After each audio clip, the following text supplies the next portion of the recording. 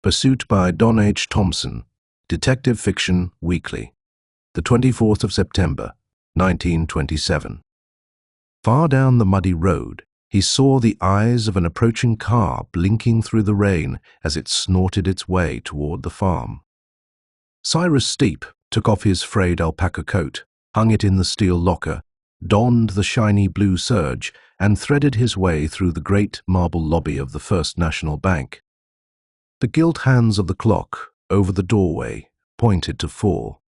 Cyrus gave them a quizzical glance over his shoulder, and his narrow, pinched face took on a look of triumph.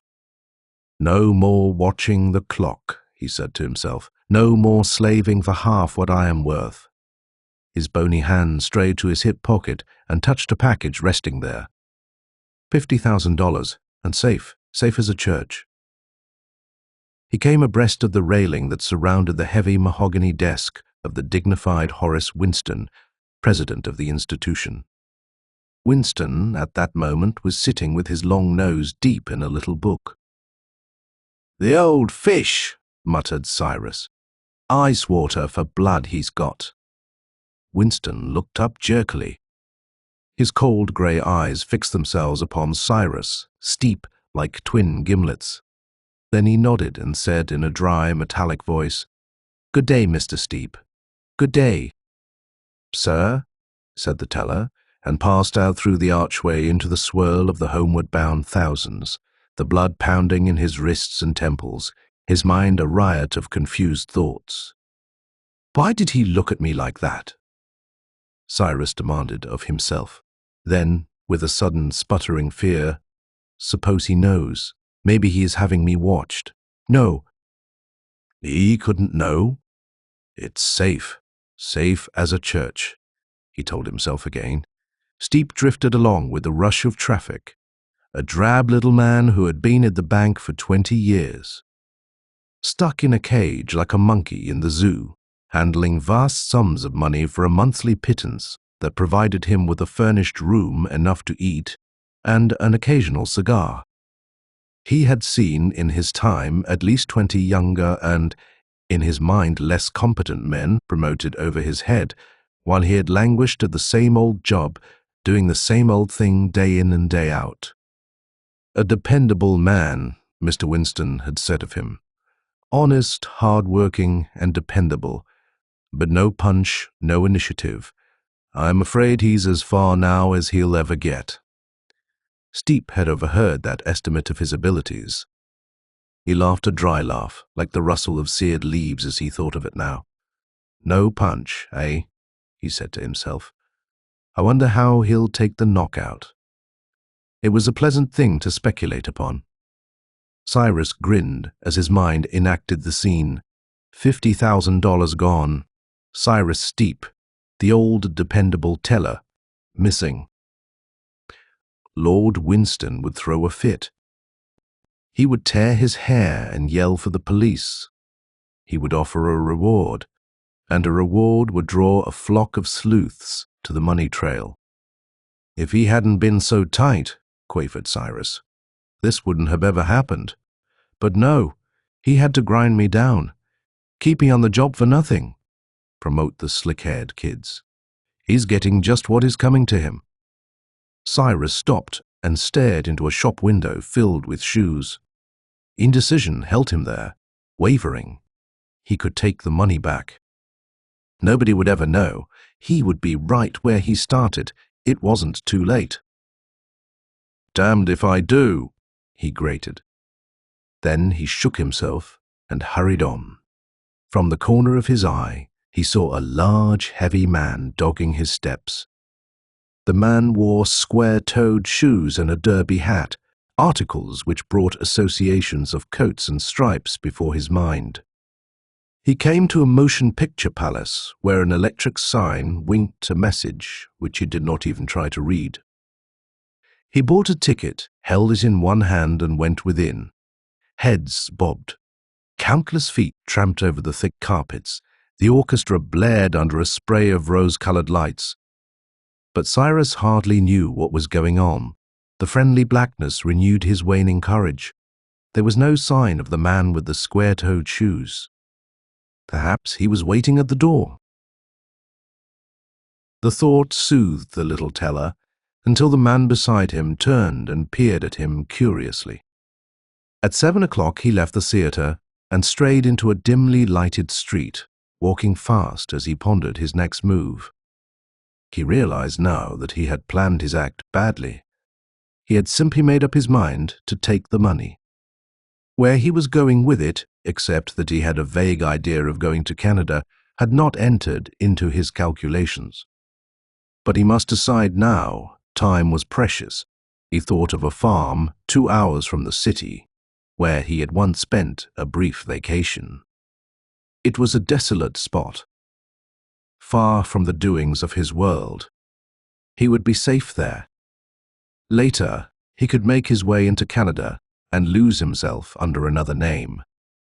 That's best, he told himself. I can figure it out now, anyway.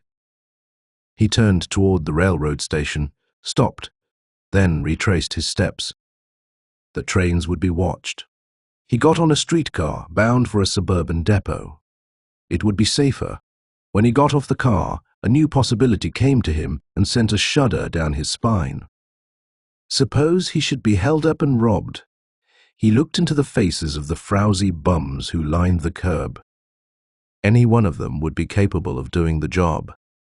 The worn neon sign of a pawn shop caught his eye, and he went in. He had no knowledge of firearms, but he inspected several weapons critically, bickered with the bearded proprietor over the price, and finally emerged with a revolver in his hip pocket. It had a comforting feel. Cyrus bought his ticket quietly, passed through the gates, and hurried to the train. As he started to climb aboard, he was roughly shouldered aside by a man who growled, "Where you think you are going?" Cyrus swallowed. His tongue was as dry as a stick. He could not speak. "I got here first," the man went on, "and I am gonna get on first." He disappeared into the coach. Cyrus smiled. Let the poor fellow rave. He probably worked for his money. Cyrus touched his hip pocket. No more work for him. He had $50,000. The wind came out of the north, whooping and howling as it bore down on the sleeping town of Hayden. It rattled shutters, growled in dark doorways, and thrashed through the trees that lined a deserted street. With it came the rain. The wind caught Cyrus from behind, flipped his coattails like a bad boy, and sent him on his way, a shuffling ghost with his chin deep in his collar and his soggy hat pulled low over his eyes. He cast timid glances at the apprehensive shadows that flickered to the fancy of the gale. A tree limb, shaped like a strangling hand, reached out for him. Cyrus dodged, his teeth clacking from fright, regained his balance, and fled. Immobile maples made him quake and curse.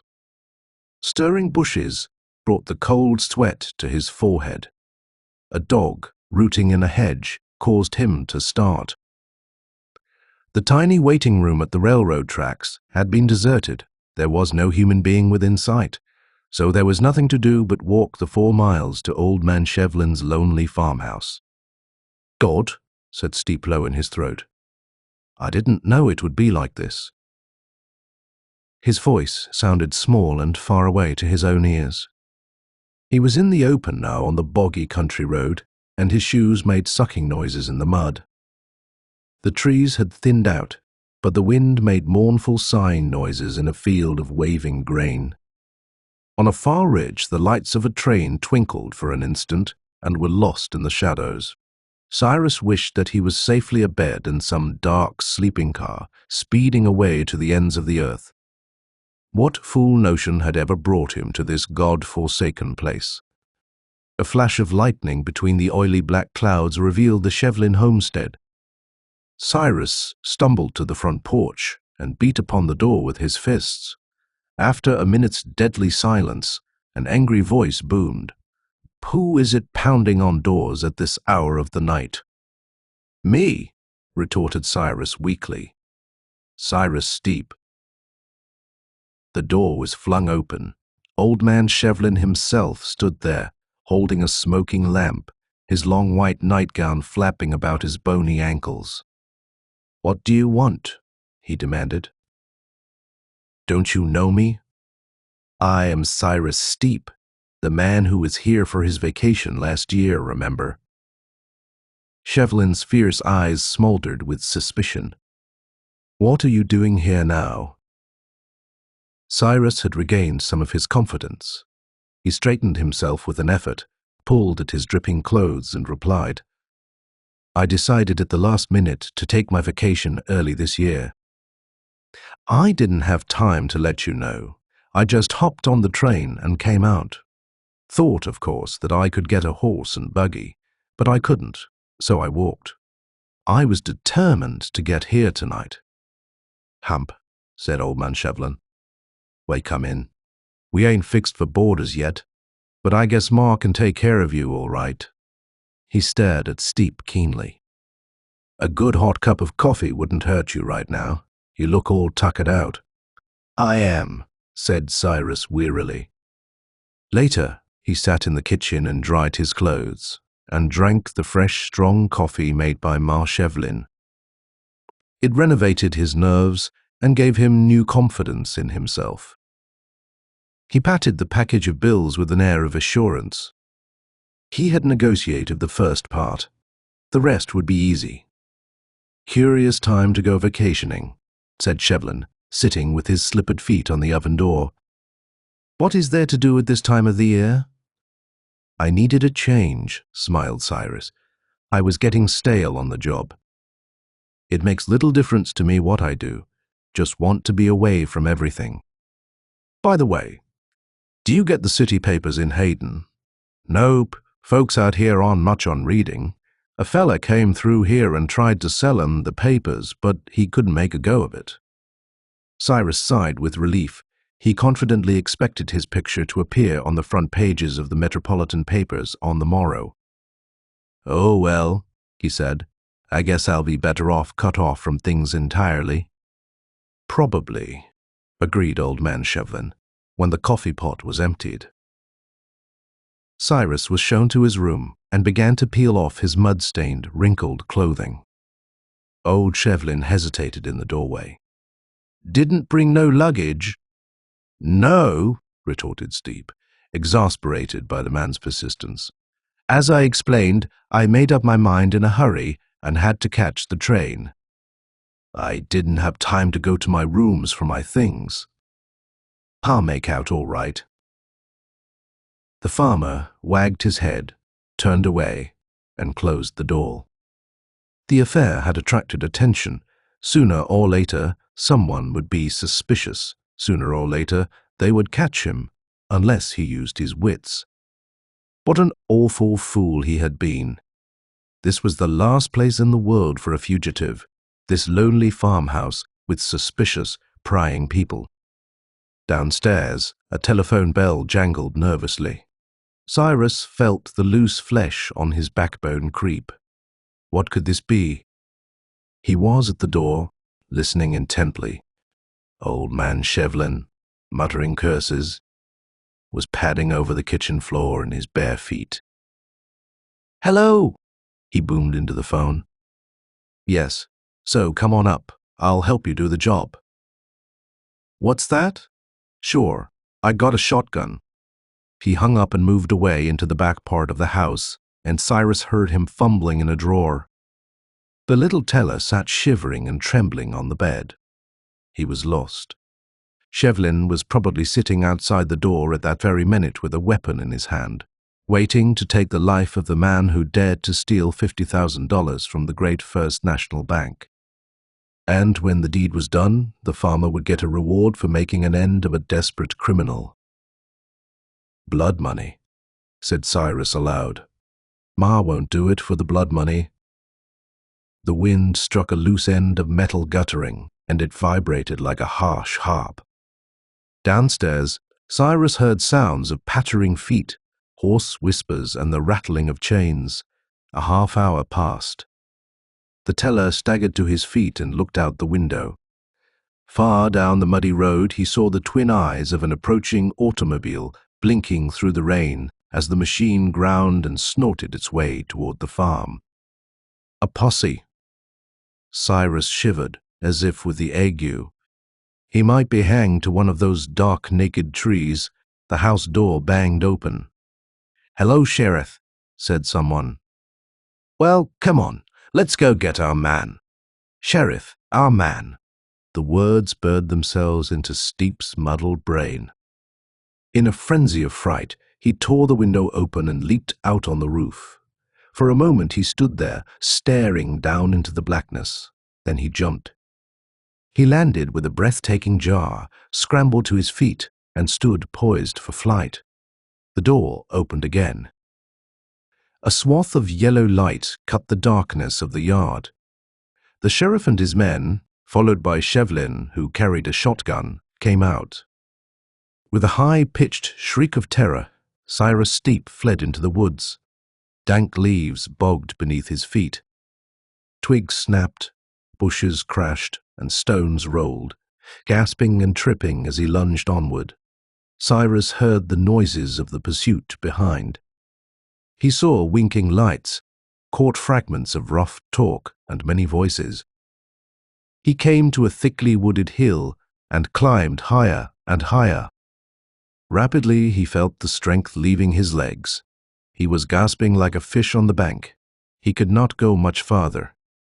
He turned, a weazened little animal at bay, and waited. 4 minutes below, he heard the snort of an automobile. He peered steadily through the wet leaves and saw men thrusting their long rifles into the bushes. "I am a goner," he muttered in a broken voice. "They'll get me now, sure." He drew the revolver from his hip, fingered it nervously, raised it, and lowered it again. From the black void beneath came a bellowing voice. "Spread out, boys! We must be close to him by now." Men were crashing through the underbrush close at hand. Writhing in his agony, Cyrus Steep lifted the weapon, pressed its cold muzzle to his sweating forehead, and pulled the trigger. 2 days later, Sheriff Tebbit sat in Old Man Shevlin's kitchen, scraping the mud from his boots. "Just saw a detective from the city," he said presently. "Told me all about that Steep fellow. Funny thing about him, nobody at his bank knew he was gone, and they didn't have any idea that he had taken any money. Never suspected it until we found him up there on the hill, dead." Old Man Shevlin grunted, then said, "And if you hadn't happened to come up here looking for a second-rate chicken thief, he'd have stuck it out, I guess." "That was funny, too. When that bird got out of the jug down there in town, I thought of you right away. I says to myself, he'll head for Shevlin's because he used to work there. So I rounded up a couple of the boys and we hustled right out. And we scared this banker so bad he ran off up into the woods and shot himself. And you never did get the darn chicken thief," said Shevlin. "No," growled the sheriff. "That fella didn't have no conscience. End of pursuit."